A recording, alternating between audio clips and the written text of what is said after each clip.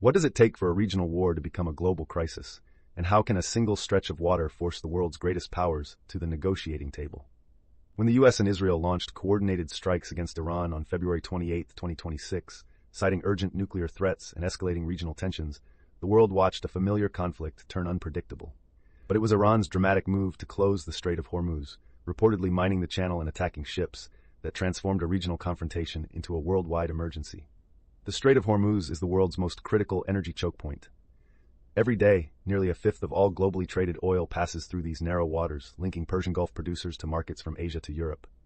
Iran's closure of the strait caused the spot price of crude oil to rise by about $100 per barrel overnight. Within days, energy markets convulsed, shipping insurance costs spiked, fuel shortages hit nations far from the Gulf, igniting inflation and economic anxiety from Tokyo to Berlin.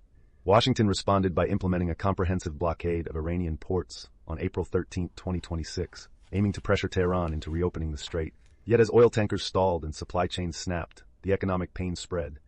Major importers, including India, China, and European states, found themselves scrambling for alternatives. For once, even countries without a direct stake in Middle Eastern politics felt compelled to act, because the crisis threatened their economies and social stability. This shockwave forced regional actors into uncharted territory. Qatar sent a team of mediators to Tehran in late May 2026, and Oman and Pakistan, who had previously acted as primary mediators, continued diplomatic efforts. Pakistan weighed its own interests, with its prime minister scheduled to visit Beijing, possibly to involve China as a guarantor. The urgency was clear. A prolonged closure risked tipping fragile economies into recession and stoking unrest. Diplomatic negotiations accelerated at a pace rarely seen in modern geopolitics. Gulf rivals, Western allies, and Iranian officials convened under a multilateral framework. At the heart of the talks, who would control the strait, how to guarantee freedom of navigation, and what concessions, nuclear or otherwise, could break the deadlock. The U.S. and its partners insisted that the strait must be open to global marine traffic without tolls, arguing that the world's economy could not be hostage to any single nation's decisions. President Trump announced on May 23, 2026, that a preliminary peace deal was largely negotiated, shaped by intense bargaining. Its terms were contentious and fragile: a 60-day ceasefire extension, the phased reopening of the strait, the unfreezing of up to $20 billion in Iranian assets, and a commitment from Iran only to negotiate nuclear-related issues during a 30 to 60-day period, without a commitment to hand over its highly enriched uranium. Yet sticking points remained. Iran pressed for recognition of its sovereignty and floated the idea of levying transit tolls.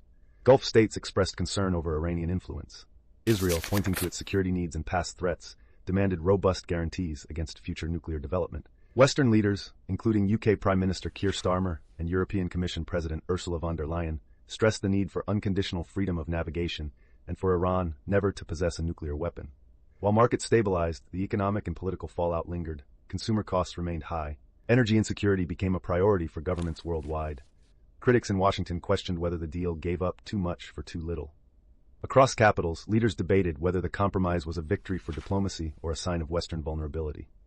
The crisis over the Strait of Hormuz exposed just how fragile global energy security really is. In a world knit together by trade and oil, the closure of a single choke point can bring the system to the brink. Ultimately, it wasn't firepower but uneasy, multilateral diplomacy that pulled the world back. The question that now hangs over the Gulf and the globe is whether this uneasy peace will hold, and what it means as the balance of power in the Middle East continues to shift. The stories that define tomorrow are already unfolding today. Subscribe to Today in Context for clear, grounded analysis of the events shaping our world, one story at a time.